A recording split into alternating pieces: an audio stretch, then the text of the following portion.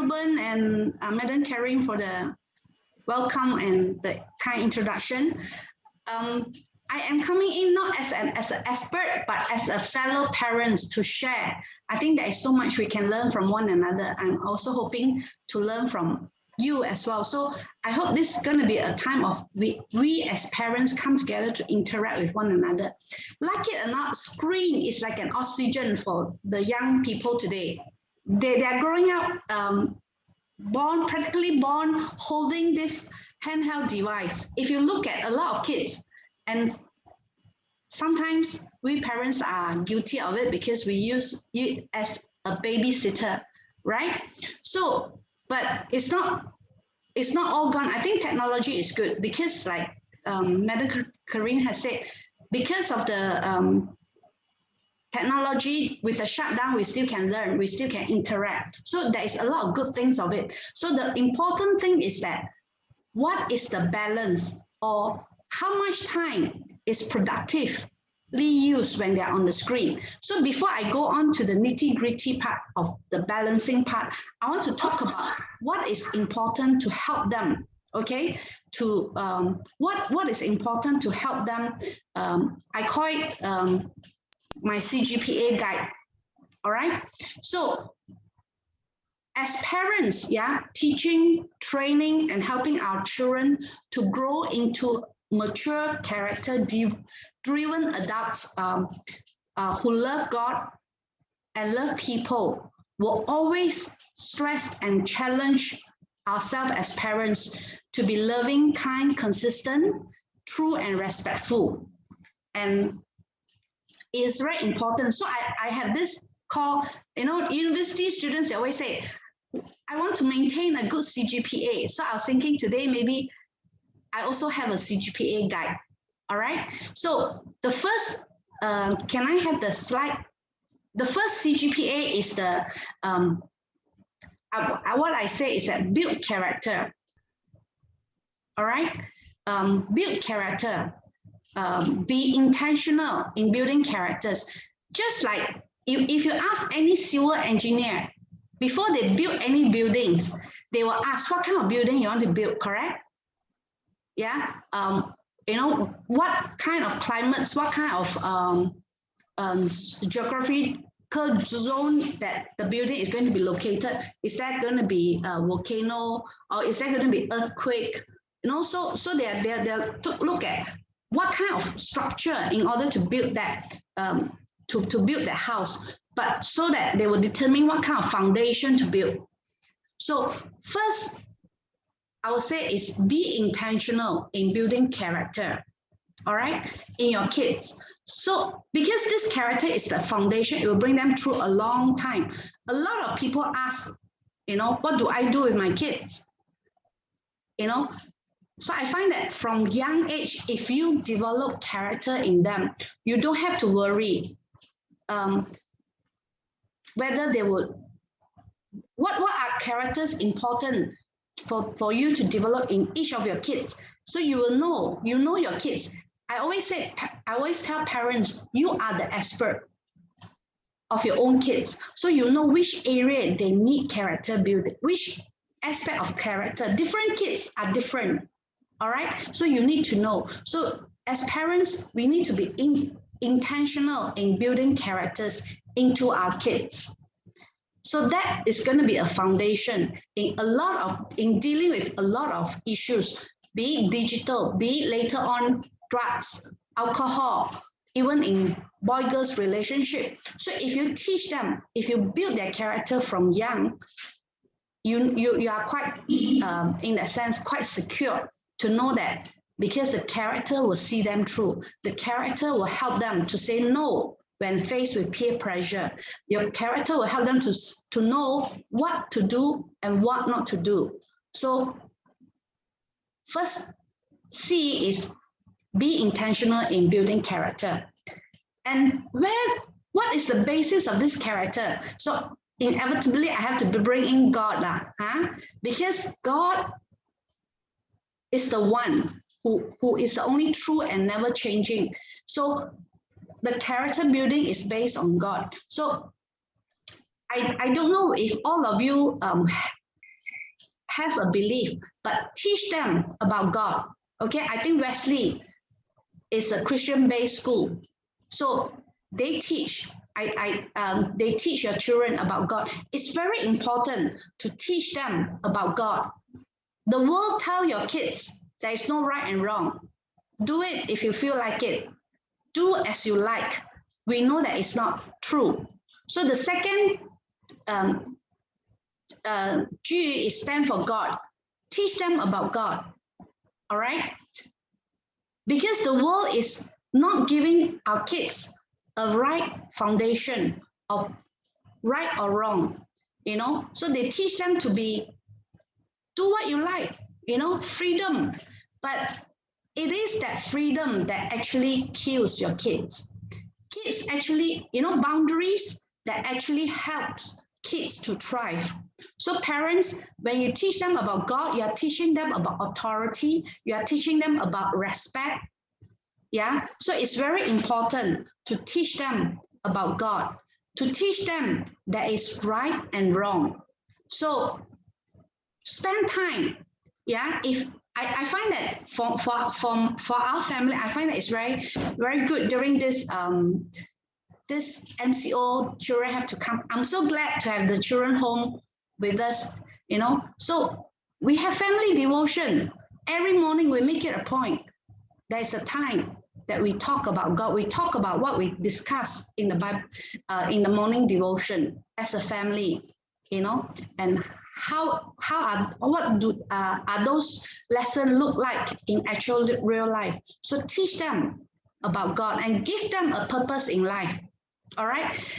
Those terrorists, those who are willing to put their, you heard about all those terrorists that are willing to die for their mission. Why? Because the organization gives them a high purpose in life.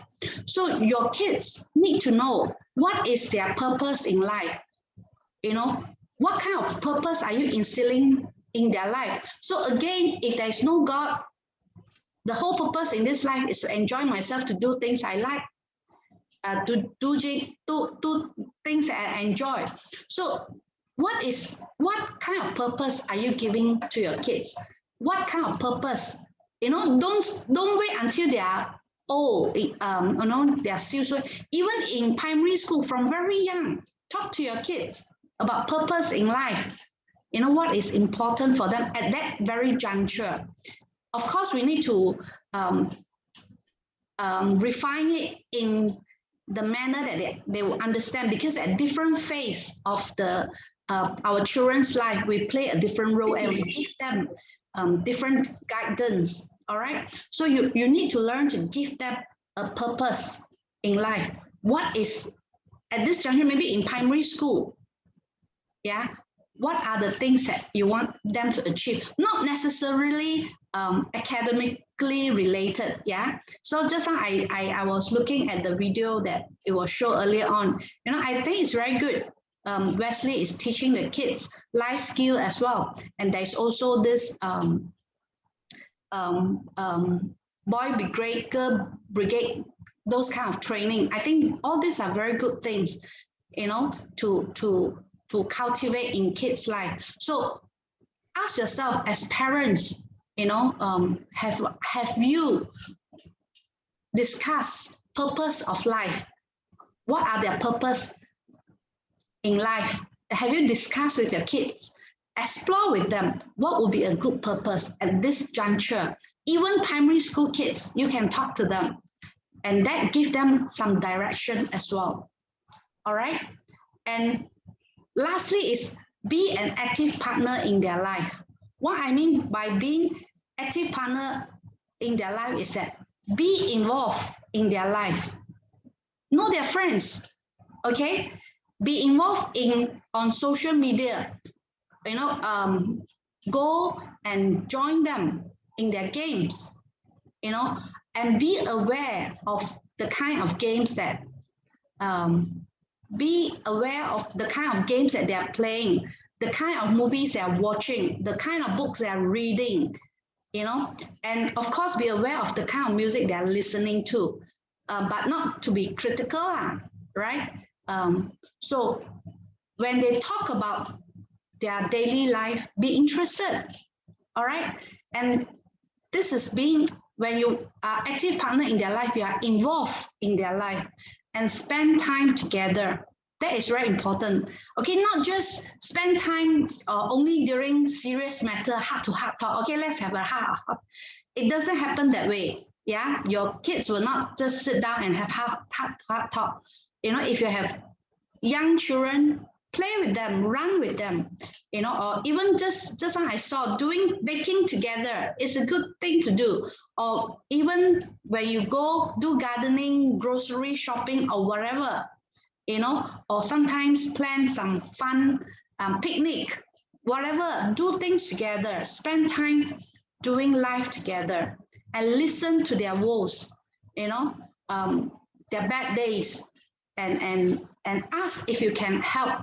Don't assume that they want your help. Maybe they just want you to listen. Sometimes, you know, especially for teenagers or young adults. So rejoice with them on their highs. Sometimes you don't understand what's so funny, what's so happy about this particular things. But if they're really excited, very happy about certain things, be happy with them.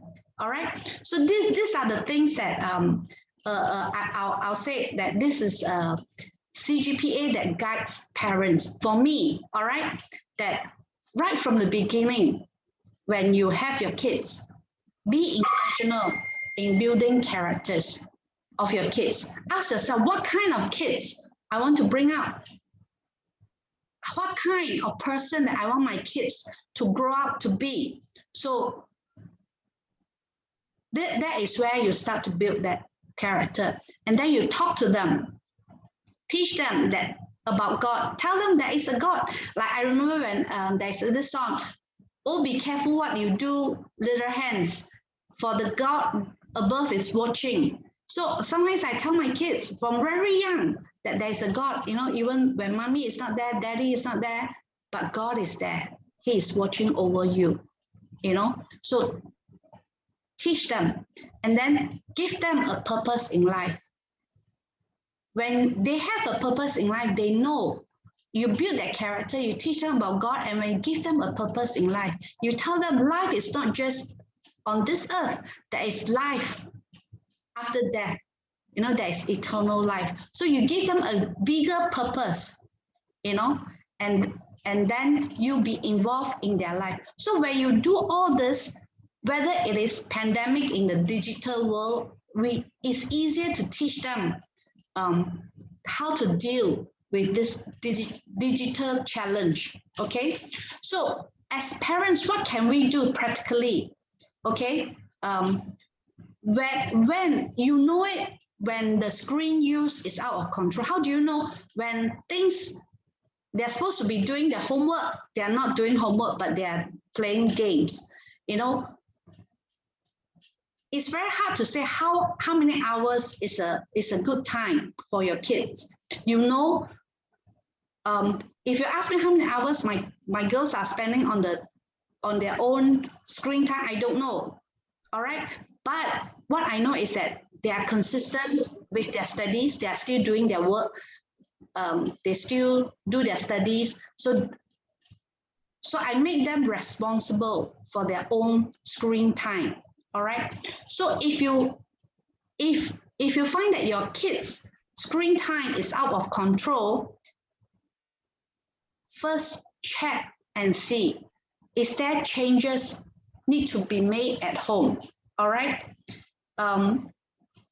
Because part of the problem is parents, okay, as parents, are you struggling with screen use?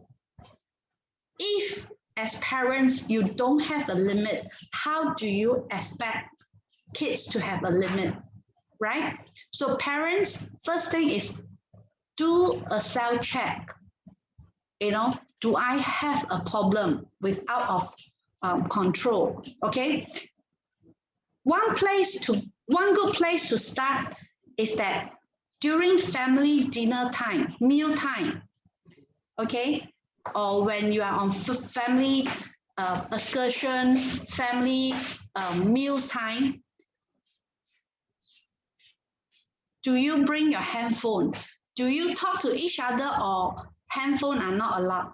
Like in our family, when we have meals, no phones are allowed. Not only in my families, even when I was CF, with CF, when I take them for retreat, they know when Dr. Ling around, no phones on the meals table. I will confiscate their phones, ask them to put away so they know, because meal time is time for interaction. So no matter how busy you are as parents, at least there are certain time you put all the devices away. So meal time is a good way to start. So as long as within your control, okay? I mean, sometimes it's inevitable you go out. Yeah, like sometimes when we have dinner with extended family, everybody is having their phones out. You know, I cannot tell everybody to put away. Yeah, and it's, you know, so this is where, but when it is within your control in your own family, put down the device. Okay, think carefully about your own use. Okay, also be mindful. Okay, expert says parents need to be mindful of the family environment and monitor stress in the household. Okay, because when things get heated, okay, when children do not know how to handle, face the stressful environment at home, where do they turn to? Screen, right? So, you know, so check your home environment. Is it toxic? Is it conducive for kids to not want to run away from that kind of environment? So do a check in your household, okay? And be aware of the parent-child communication. Is the communication channel open? What do your kids come to you for? Is it only for money? Or do they come and share? Can they share with you? So that's why very important that you be an active partner in their life. Yeah, you know their friends, you know their favorite characters in the movies, that you can talk to them. Or sometimes just ask them. Sometimes I don't know all about things that they like, but I ask them, what have you been listening to? Tell me what is interesting. So there you go. Open that, okay? So if you say I have no time for all this, one of this way of doing this is over technology-free family meals. When you have family meals together, you see, a lot of people, I always encourage family to eat together. All right? Not whenever you're hungry, you eat. Or, you know, so a lot of children, sometimes they eat their dinner or their meals in front of TV, in front of whatever gadgets. So don't put that down, ask them to come together. So at least if you say you have no time,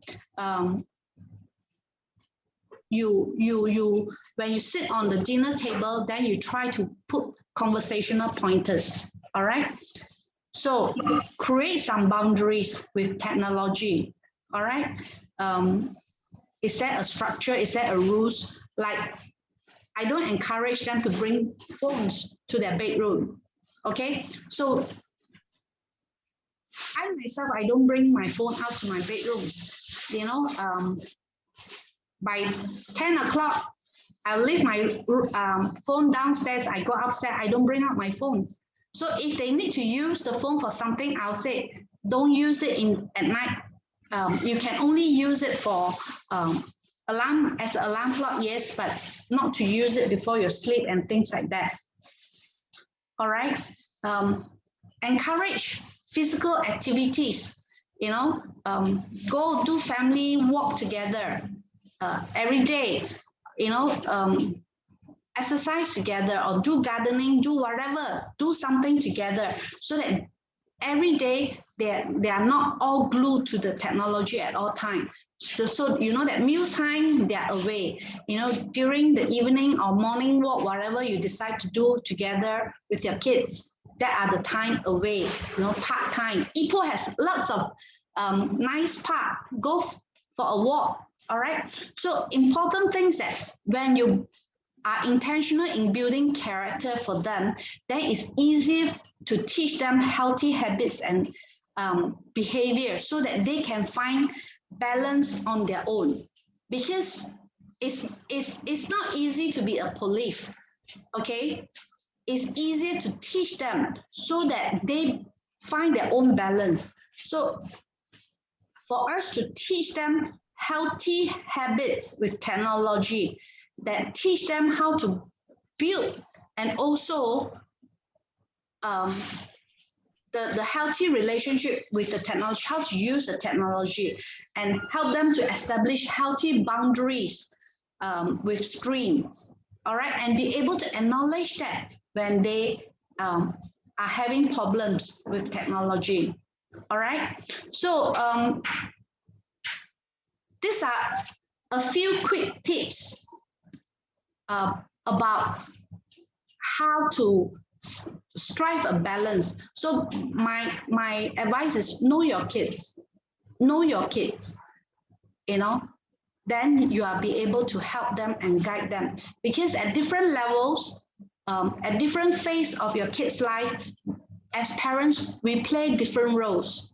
You know, when they are at primary school stage, when they are at teen stage, when they are at young adult stage, your role change. The way you parent them also change. But if you have, from the very beginning, you have been intentionally in building their characters, teach them about God, and when you give them a purpose in their life, and you have been an active partner in their life, you have earned the rights to lead and guide them. So it's always a challenge because being a parent, teaching, training, helping our children to grow into mature character during adults is always challenging. All right. So it is a lifelong job that we need to continue to learn from one another.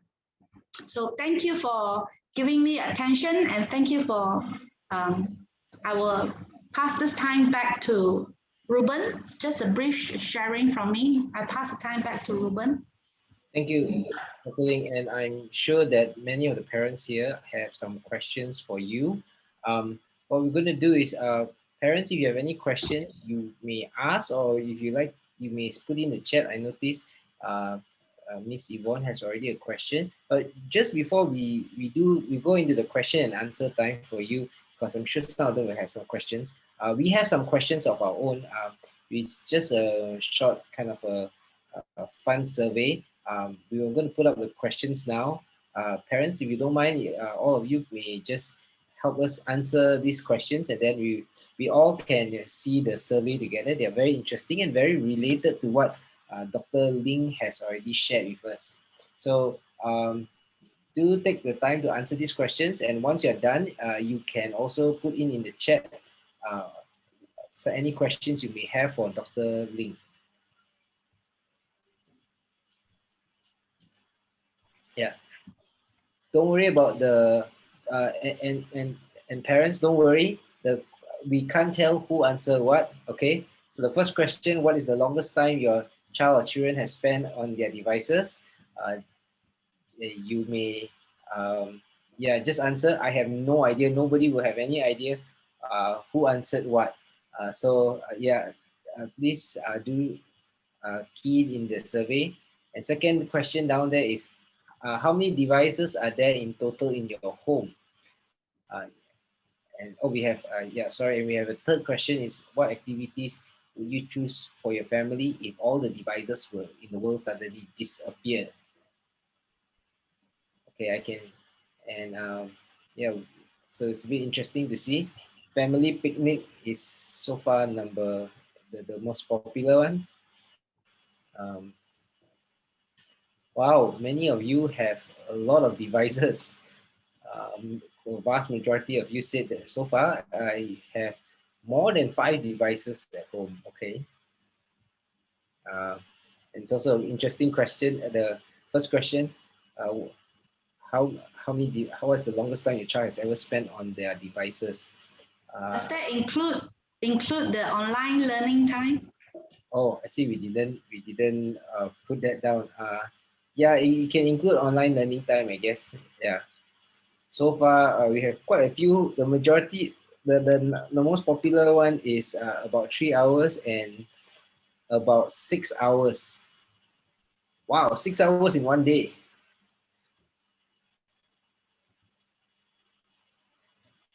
Okay, that's okay. We'll run the survey for a little bit more, and in the meantime, yeah, we have a question here. First from Miss Yvonne. Dr. Ling, maybe I prep you first before the survey ends. If Miss Yvonne asks, what if they do not share with you?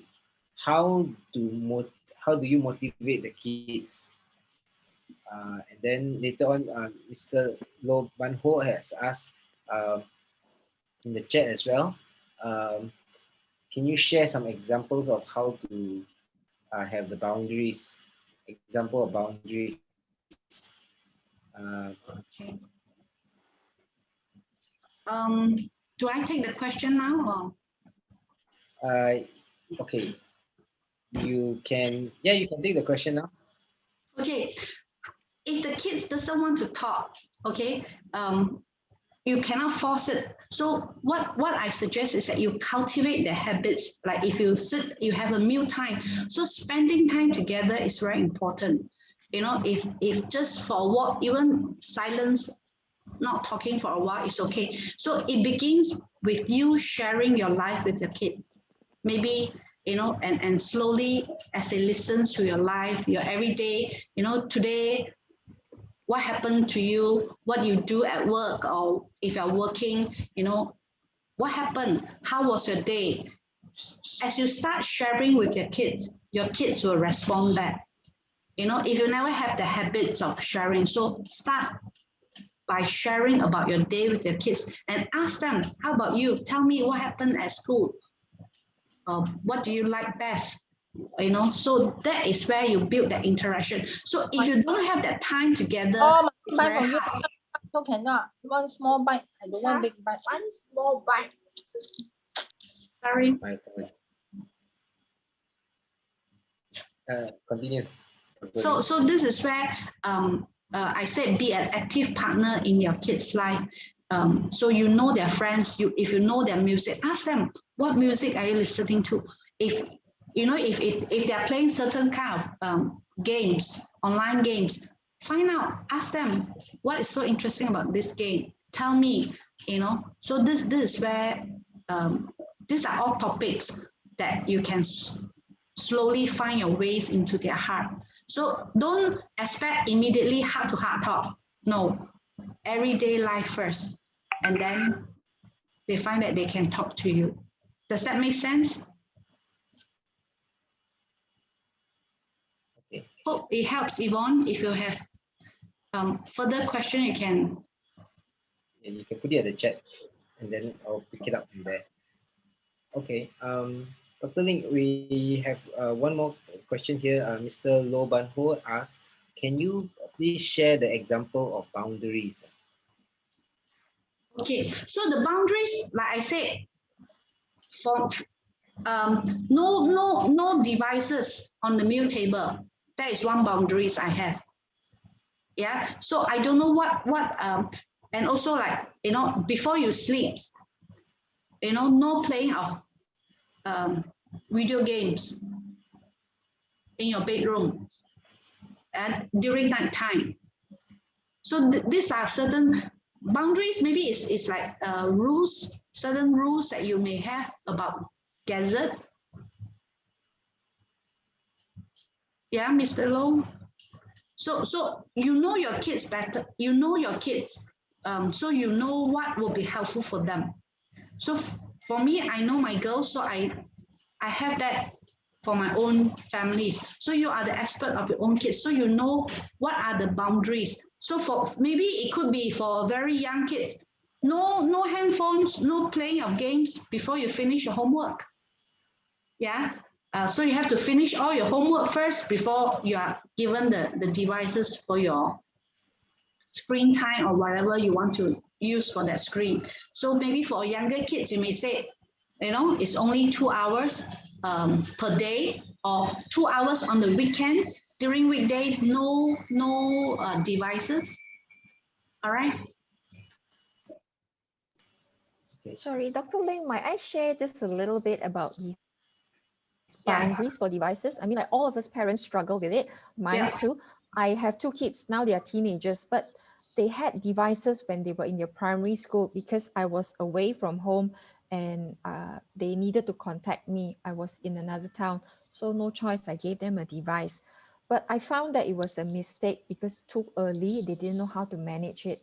So when we came back, my husband and I discussed it, family conference, and then we said, okay, we are going to set rules, boundaries about what is sufficient time and how you can, whether you can take it to school, what will happen if you break the rules. Yes. And so as a family, we discussed it.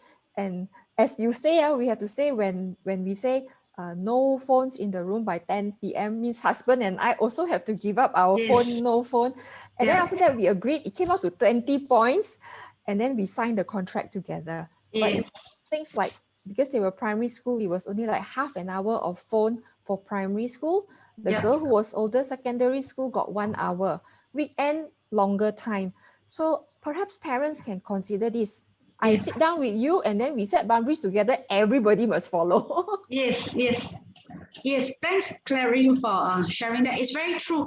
And when I remember when my girls, I first gave the device to my girls was when she was 8 years old. Like Clary said, she needed it because she was with the Permata Seni music, where she will be away from the family in the music camp, in the music training weekends or whatever. So she needs that device.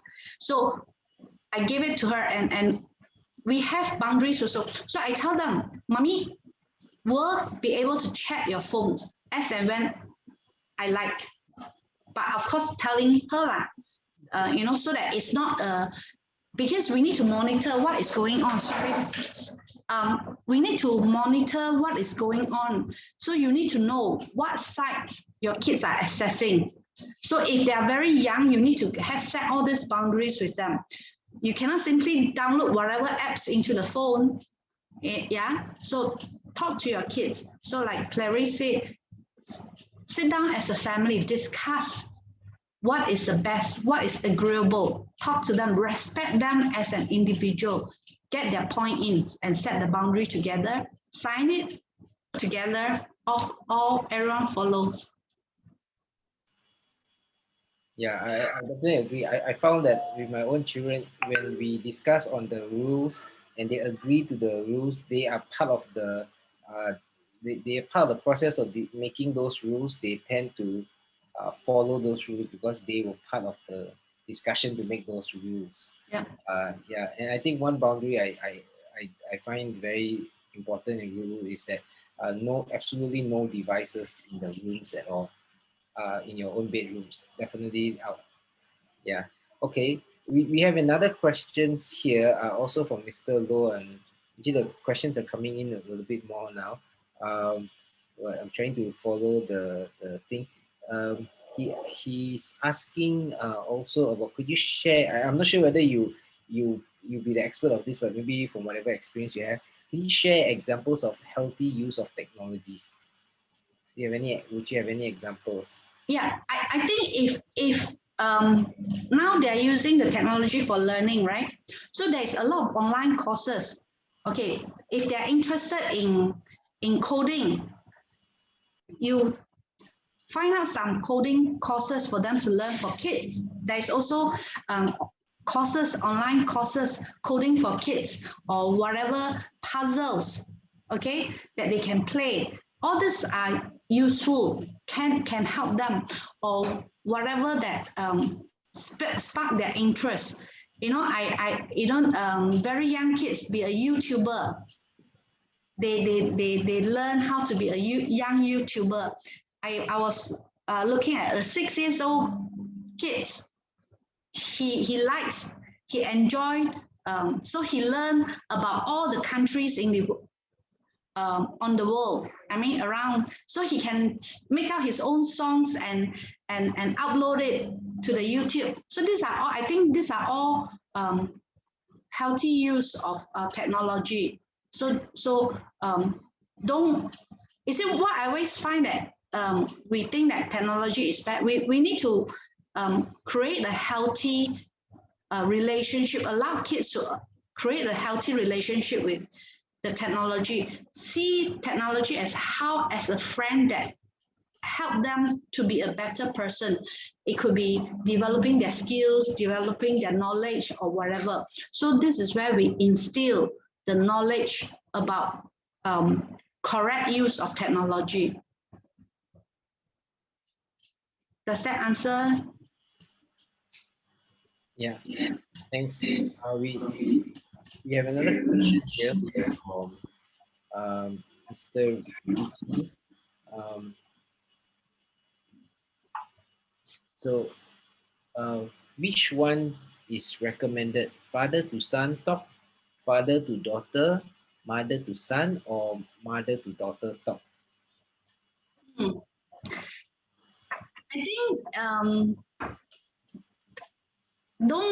I don't tend to segregate, say mother to mother, mother to daughter, or father to daughter. Whichever works well. You know your kids tend to talk to which parent more. Maybe which parent are better in communicating. So you know your families, you know the dynamics of the family. So it doesn't mean that if I'm not good, I don't make an effort. So if I'm not a good communicator, how can I make an effort to build that bridge with your kids? Because both parents are very important for both parents to be involved in the kids' life.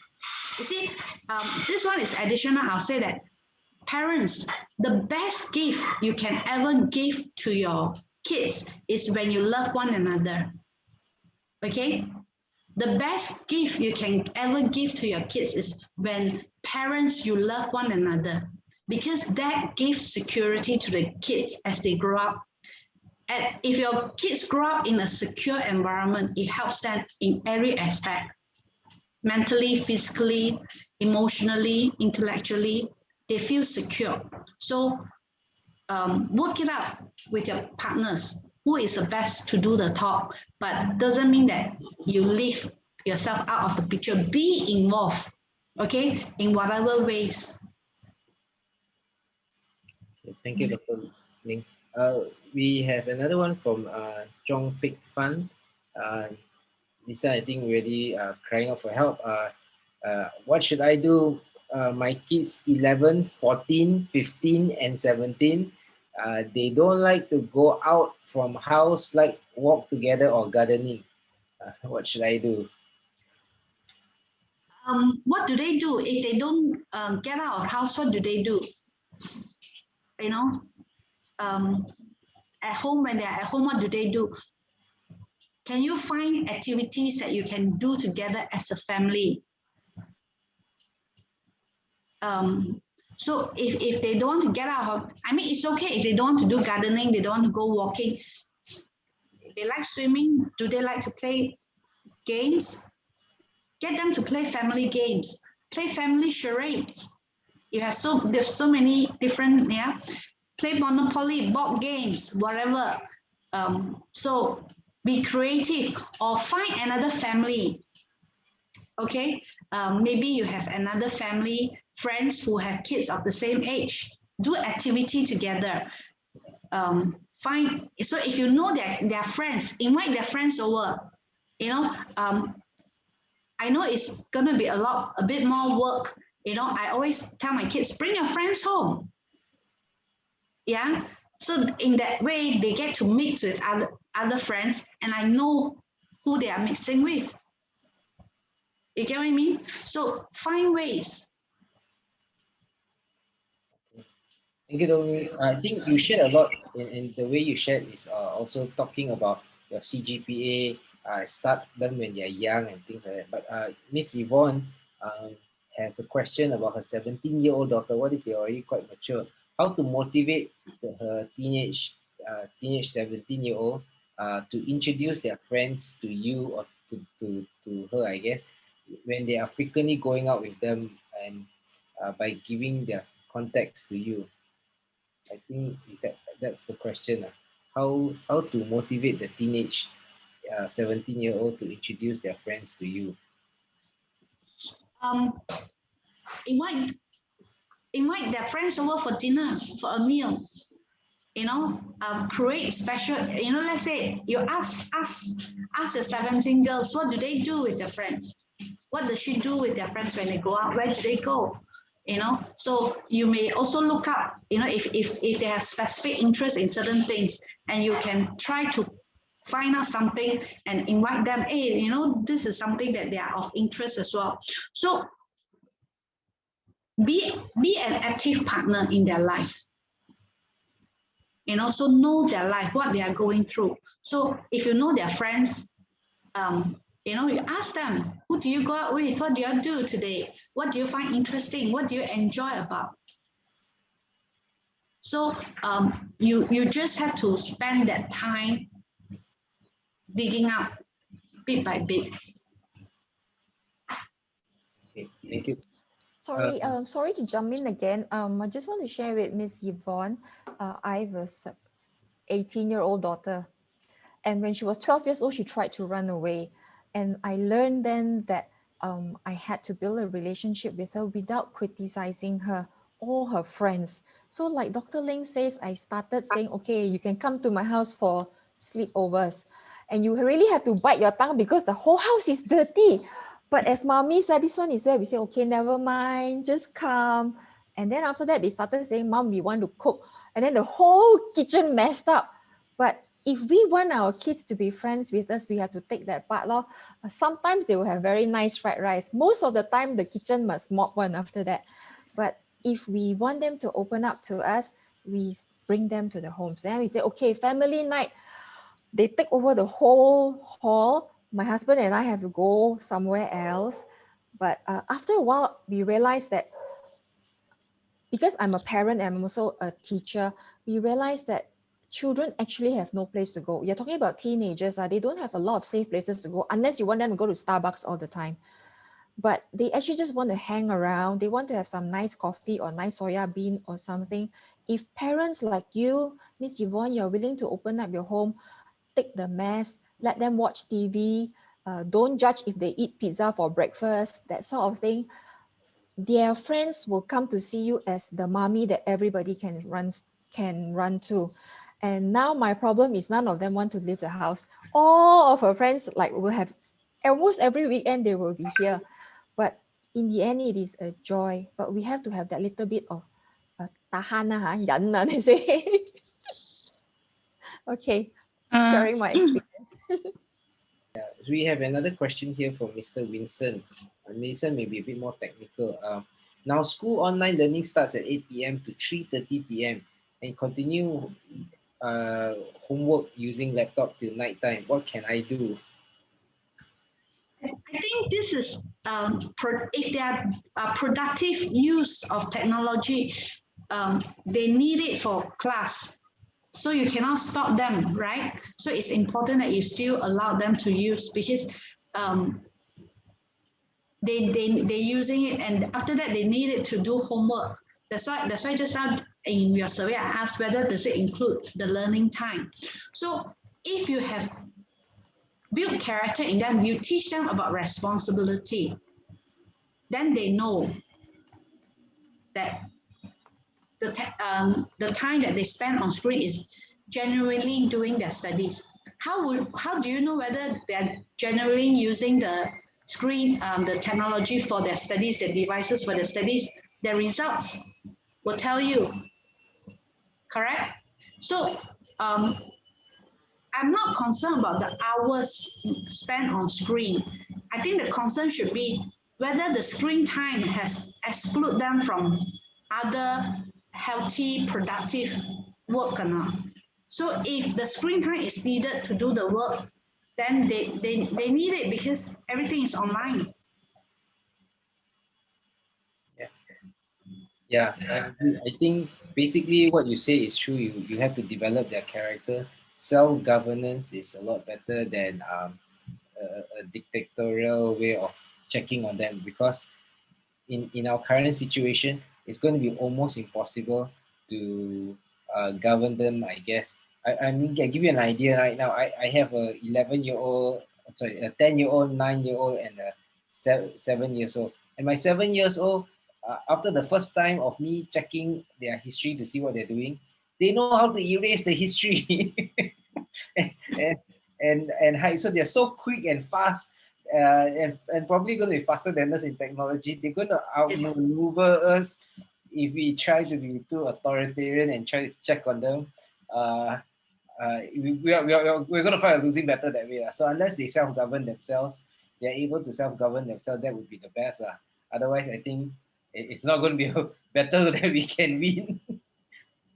Yeah. Thank you very much for taking time to spend this evening with us. We know your times are very precious and we want to respect it. Yeah, and also a special thanks to Dr. Ling for taking this time this evening, taking her precious time as well to spend with us. With that, if there is no other questions, we thank you for joining us.